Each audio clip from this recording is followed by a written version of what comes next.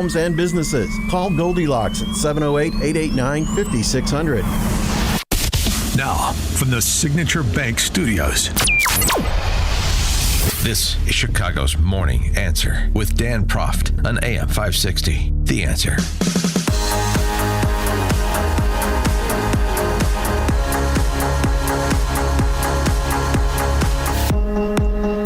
Top of the morning, Dan Proft here. In contrast to my review of President Trump's rhetoric on the topic of immigration yesterday at the cabinet meeting, I thought the handling of the back and forth with the assembled press on the strikes against narco traffickers and their speedboats, I thought that was handled pretty well.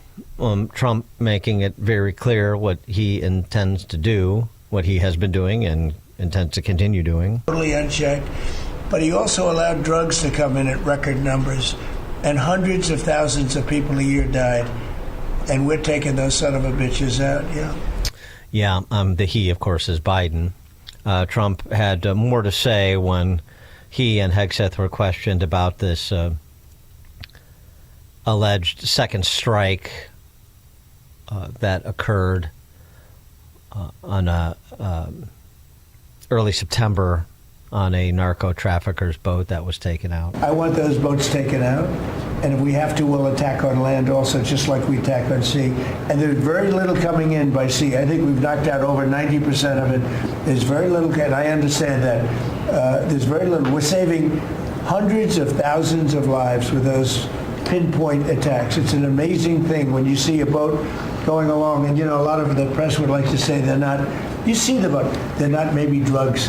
You see these boats. First of all, who has 5 engines on the back of a boat going in weird directions and loaded up with lots of white containers?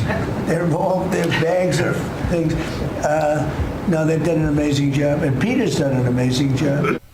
Yeah, and now enter Secretary of War Pete Hegseth to provide a little bit more detail about the intel gathering and planning that goes into these boat strikes, a little bit more detail to the general color given by the president, although he suggested every boat that's taken out represents 25,000 American lives saved. I don't know how you quantify that, but that's what the president said. Here's what Hegseth said, that you should be in the room to appreciate what goes into these operations. And I wish everybody could be in the room watching our professionals like Mitch Bradley, Admiral Mitch Bradley, and others at JSOC and SOCOM and other commanders.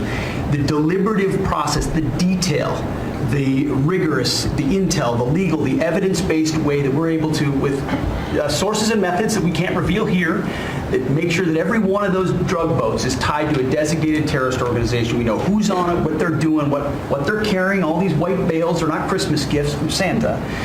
This is drugs running on 4-motor fast boats or submarines that we've also struck. No one's fishing on a submarine. And I have empowered them to make that call. Now, the first couple of strikes, as you would, as any leader would want, you want to own that responsibility. So I said, I'm going to be the one to make the call after getting all the information and make sure it's the right strike. That was September 2nd. There's a lot of intelligence that goes into that, building that case and understanding that, a lot of people providing information. I watched that first strike live. As you can imagine, at the Department of War, we got a lot of things to do. So I didn't stick around for the hour and 2 hours, whatever, where all the sensitive site exploitation digitally occurs. So I moved on to my next meeting. A couple of hours later, I learned that commander had made which he had the complete authority to do, and by the way, Admiral Bradley made the correct decision to ultimately sink the boat and eliminate the threat. He sunk the boat, and eliminated the threat. And it was the right call. We have his back, and the American people are safer because narco terrorists know you can't bring drugs through the water and eventually on land if necessary to the American people. We will eliminate that threat, and we're proud to do it. I did not personally see survivors, but I stand, because the thing was on fire. It was exploded and fire and smoke. You can't see anything. You got digital. This is called the fog of war. This is what you in the press don't understand. You sit in your air-conditioned offices or up on Capitol Hill and you nitpick and you plant fake stories in the Washington Post about kill everybody, phrases on anonymous sources not based in anything. not based in any truth at all. And then you want to throw out really irresponsible terms about American heroes, about the judgment that they made. I wrote a whole book on this topic because of what politicians and the press does to warfighters. President Trump has empowered commanders to do what is necessary, which is dark and difficult things in the dead of night on behalf of the American people. We support them, and we will stop the poisoning of the American people. Yeah, it was interesting to note that, of all places, the New York Times, can they even afford air conditioning anymore? The New York Times came to Hex's defense, begrudgingly, I'm sure. The Washington Post story that Pete Hegseth was doing his best Gary Oldman impersonation from The Professional and said, kill everybody. Not true. No basis for that. New York Times repudiating the reporting of the Washington Post. You don't see that very often. For more on this and other matters, including the outcome of that special congressional election in Tennessee last night, Noah Rothman joins us, senior writer at National Review, author of the forthcoming new book, Blood in Progress, A Century of Left-Wing Violence in America. Noah, thanks for joining us. Appreciate it. My pleasure. Thanks for having me. Oh, looking forward to that book. The handling of the boat strikes. Boy, it really seems to me that the Trump administration benefits from the D.C. press corps trying to make this into a big issue, and the Dems on the Hill reintroducing resolutions and so on and so forth. I mean, the polling I've seen, this is like a 75-80% issue the president's way, taking out these drug boats. Yeah, but we can't cherry pick the polls. The polls also say that the public has absolutely no idea what the president's strategic objective is in Venezuela, hasn't explained it very much to the public, and is actually quite skeptical of a kinetic operation against regime targets.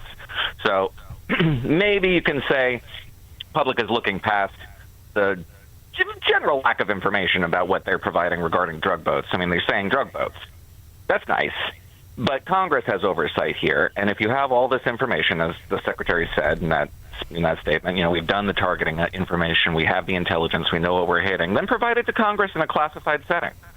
I haven't done that yet, and Congress is a little bit inclined to lean back on this and let the administration have all its reins. But Republicans, we're going to talk about Tennessee. Republicans are staring down the barrel of a very bad midterm year. They're not going to have a supine Congress in 2027. They better have their ducks in a row, because the next Congress will be coming for them, especially for information like this. And if the administration engages in kinetic strikes, if this deadline passes, Maduro doesn't leave, it doesn't look like he will, and they have to engage in kinetic warfare against an adversary, and the enemy always gets a vote. I mean, just look at how these strikes unfolded. And we should talk about subsequent strikes, too, because the administration's behavior has been backtracking off the conduct that they did in September of 2nd, that strike. Subsequent strikes, there were survivors who were captured and repatriated, not held as combatants in military detention centers, but repatriated to their respective countries, suggesting they didn't have the evidence to hold them in the first place. All this stuff is going to come back to haunt the administration. It had better be much more forthcoming with the information that it has relating to these targets, because it's going to come out one way or the other. The administration should prefer it to be on their terms.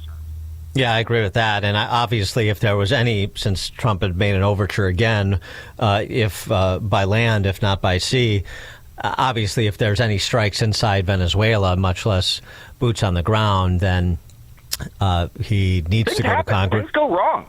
No, well, not only that, military operation. Well, not only that, but he needs to go to Congress. He needs to enlist congressional support for such action, right? I mean, that's the first part, and then what ultimately happens and what comes after Maduro if he were to be taken out. Now, I think there's a credible argument to make that what comes after Maduro is the Nobel Prize winner. Why am I blanking on her name? Maria Conchado. And so that this would be progress, significant progress from Maduro. But as you say, I mean, nothing is foreclosed. I mean, it's certainly hard to be worse than the Maduro regime. Correct. And if the administration were to come out and articulate a strategic rationale for a regime change operation, which is what they're talking about, then it would make a lot of sense. I mean, the logic of it is you eject this anti-American actor from the region, you stabilize this country to prevent migrants from escaping it and destabilizing both U.S. security and, for example, the triangle in Central America. You starved Cuba, communist regime, anti-American communist regime, has been a thorn in our sides for 70 years. You starve them of a revenue asset. You kick out our anti-American great powers, China and Russia, from a foothold they have in the Western Hemisphere. All that makes a lot of sense. It's also way too close to the Iraq War for this administration to embrace that logic fully. The notion of regime change in order to promote liberty and to advance American interests in this region as a bank shot in order to hem in other powers, e.g. Iran, in the case of Iraq. In this case, it would be China, Russia, and Cuba. All that smacks of something that I don't think Bridge Colby and J.D. Vance and all the others who have been articulating for the last decade how stupid that operation was. I don't know if they can go ahead and say, well, actually, the logic makes sense here. Well, yeah, although it's neo-Monroe doctrine, so it's in our hemisphere, number one. It doesn't present the same complications as Iraq or Afghanistan. Also, in addition to the benefits you mentioned, and not that I'm, necessarily endorsing this, but it does have the additional benefits of sending a message to the other bad actors in the region, including in South America, people like the president of Colombia that's sort of talk loosely about taking Trump out. It just reasserts American dominance in the hemisphere and sends a message to the bad actors that this could be you. Yeah, and again, I'm sympathetic to that logic. I'm also sympathetic to the logic of the Iraq War. And I think we're talking about angels dancing on the head of a pin when we're trying to define the very narrow contours of this argument. Leaning into the Monroe Doctrine, for example, doesn't persuade me. When we were at the time of the Monroe Doctrine, there was, if you look at the primary documents, there are distinctions that were made between, for example, the Caribbean and Buenos Aires, just by virtue of their geographic distance from the United States. I mean, it's not as though there was a blanket doctrinal interventionist strategy for every conflict that erupted in the Western Hemisphere. No, but there's another layer of this too, which is that it provides for a compelling argument for the repatriation of so many Venezuelan migrants in this country who are here on temporary protected status because they were legitimately, in many cases, fleeing political repression, a la Maria Conchata winning the Nobel Peace Prize. So, so there's that added benefit too. That's a more America first aligned for the likes of J.D. Vance. Yeah, and I would welcome them to make this argument, because I would endorse it. I would probably embrace it. And I would see in it quite a lot of the arguments that I've been making myself over the last decade that the people who will be making that argument have been quite skeptical toward. You mentioned you were not over the moon about the margin of victory in yesterday's special election in Tennessee 7. So the good news is the decorated combat helicopter pilot and West Point grad was able to beat a lunatic by 9 points, but that's 9 points in a district that Mark Green won by 22 last cycle, that Trump won by 21 in November.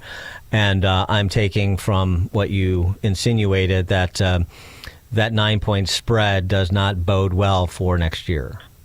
Yeah, I think there are two ways to look at the special. First of all, it wasn't a low turnout election. It was a high turnout special election, a rare thing, approaching 2022 levels of voter participation. And, the story of the day is, going into this thing, the consensus that I was sifting out was roughly, if Republicans underperformed, they're still expected to win, obviously, but if they managed to underperform by winning a 6 to 10 point margin of victory, that would be bad. That would be a bad indicator for 2026. It came in at about 9 points, so it's not disastrous, but it's not good. And if there was a uniform 15-point shift across the board in 2026, Republicans would be staring down the barrel of losing 40 seats or something like that. It would be, and it's not going to be a uniform shift, obviously, but if it were, it would be a wipeout. The other way to look at this is that Democrats nominated something approximating a Democratic Socialist candidate for this district, was not a great fit, and didn't perform as well as perhaps could have, given the environmental inducements, the headwinds that are, or tailwinds rather, that are favoring Democrats right now in the environment. Yeah, So, you you assume can kind of parse those two things. Sorry. Yeah. You assume many congressional candidates from the Democrat Party next year will not be running, having previously endorsed blowing up police stations, for example. Yes, I would imagine. Yeah. You can't rule it out. That's the thing. Right. You can't rule it out. But so That's the thing. Here's the thing with why you think that race was close. That's what I'm interested in too, because Bill McGurn had this piece in the Journal yesterday in advance of yesterday's election that suggested, that Afton Ben was making progress on the affordability issue, because even if the Trump administration has made substantive progress on the loss of purchasing power that occurred under the Biden administration, they haven't articulated it coherently. And these were the top sort of two issues, aspects of the affordability issue, the top two issues in the race. And right now, Trump is underwater on that issue relative to Democrats, and that was booing Afton Ben. And so it speaks to the idea that the GOP, the Trump administration, the GOP need to get their act together on that sort of categorical issue over the next year. Is that your view as well? Yeah, it is. I think it's pretty much consensus. It's not even a controversial proposition. The fact of the matter is that inflation is still rising. It's not at target rate, even though we've started making money cheaper at the Fed. The president came in, top issue for voters in 24 was the cost of living in this country, and then shortly after he took office, he started calling it a golden age and saying, prices were coming down and we never had gas this low, $2 a gallon everywhere you look. It didn't speak to the public's experience. You're trying to tell them your own eyes are deceiving you. Never a good place to be for any politician. So he did kind of take the eye off the ball there. The affordability debate in this country drives me nuts. I think it's just all bad, because the Democratic answer to affordability is pretty straightforward. It is raid the Treasury to subsidize the cost of living in your life to the degree that it can, and then expropriate as much wealth from productive sectors of the country and productive individuals and throw it to underperforming public services. That's the Democratic answer. The Republican answer should be to give you maximum control of your own money, economic liberty, allow you to patronize the sectors of the economy you think are the best performing, not the best politically connected, and thereby send signals into the economy that this guy is doing well, we should do better. If we can't do that, we go under. If we can, we sell our widget at a lower price, and that ends up allowing you to save more of your money to devote it to more productive pursuits. That is the free market. And we don't have a free market party in this country right now. We certainly don't have one that's confident in the market. We have something approaching Mamdani Light from Republicans who are saying, listen, we're not going to give you all those subsidies. We'll give you a little. We're going to, reduce the cost here by intervening and putting price controls on drugs and stuff like that. It's just a lighter version of the Democratic Party's answer to the affordability issue, and I think voters are going to default to the party that seems a little bit more self-assured in its desire to expropriate money and bankrupt the country than the Republicans are, who are just really mimicking the Democrats in this effort. Yeah, it seems like the Republicans are trying to do a hybrid. They're trying to do exactly what you said, and then they're hoping that the tax relief provided by the BBB, which should be felt next year, generates 4 or 5% GDP growth, and people feel more confident. They feel like their purchasing power is returning, improving, and that dulls the blade on the affordability question. They're scared to death of their own bill. They're scared to death of that bill. They're trying to rename it. They're rebranding it almost a year after it passed. And yeah, they should be talking about tax relief a lot more, but they seem intimidated by it. And the fact of the matter is that bill was not just a tax cut bill. It was also a big spending bill. Yeah. And that's something that is also they emphasize too. So what is it? This sort of bizarre Frankenstein hybrid that you have here, it doesn't satisfy anybody by trying to do everything. It just ends up making everybody a little bit dissatisfied with the thing you didn't do to satisfy them, right? Make a tax cut bill if it was a tax cut bill. Think back to the Tax Cut and Jobs Act of 2017. Wildly popular, because it was a tax bill. It wasn't an everything bill. It wasn't my entire agenda bill. That's what Joe Biden tried to do with BBB, and it backfired spectacularly on them. What's the old saying about standing in the middle of the road and getting hit by traffic going both ways? Noah Rothman, senior writer at National Review, author of the forthcoming book, Blood and Progress, A Century of Left-Wing Violence in America. We'll look forward to that. Noah, thanks as always. Appreciate it. Thank you. And Noah joined us in the Turnkey.Pro answer line. This is Chicago's Morning Answer on AM 560. The Answer. Well, that was a surprise. The HVAC tech just said our furnace apparently has a cracked heat exchanger, and it'll cost thousands